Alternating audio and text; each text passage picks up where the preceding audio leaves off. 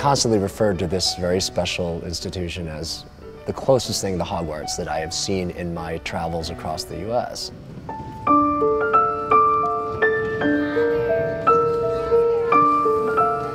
This school has always looked to the future, and I think it has a very modern interpretation of education. Their focus on child-centered learning and the focus on the individual's ability to express themselves, I thought was unique and very rich. The last time we had an all-analog classical concert. This is Trinity's 60th year celebration. So I felt, well, we've got those instrumentalists, and I'm still going to be featured them. They're going to be a major part of the concert.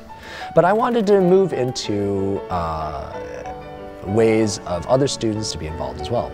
And so prior to coming here, I found out that the school had received the gift of dozens of iPads. So I wanted to be able to show that the link between a piano, a violin, a flute, and an instrument on the iPad is not so distant as they might think, that they can work in harmony. So I had this grand vision of an iPad symphony. I've never had access to more than 1 or 2 iPads at a time, but to imagine be able to have 30, you could really make a symphony out of this thing. It's weird how they're bringing like technology into the symphony. It's interesting. I've seen an iBand, right, where they just had people only on iPads, but I've never really seen an ensemble where you had classical instrumentation and eye instruments playing in harmony together and having it work.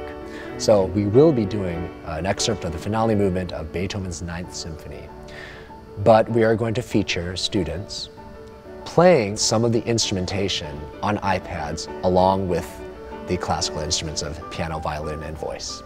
I think this will be a great statement for a vision of the future where one doesn't necessarily replace one another, but they can work in sync. And I think that's at the very center of what Trinity is trying to do, is that they're using the classic ways to educate, but also accepting the fact that the world is changing and that education needs to change as well. I think this is the only way it could be done if we had 6 months in preparation for it. So my role this time was to make excitement for this concert, and when I come back, it's going to involve bringing everybody together to play in harmony. The city of Atlanta knows him as Maestro.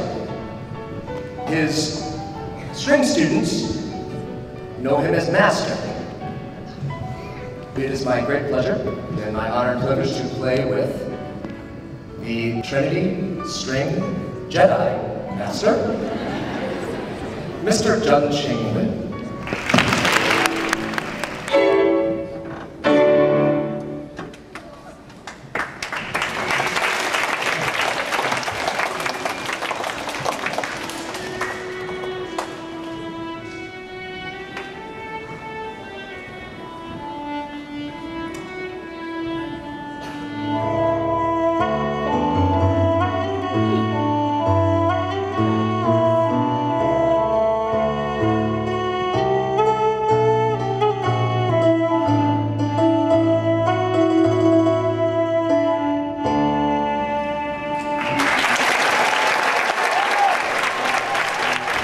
So this place is like Hogwarts, right?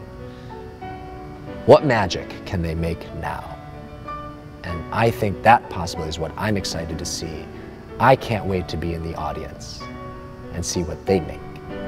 This is going to be huge.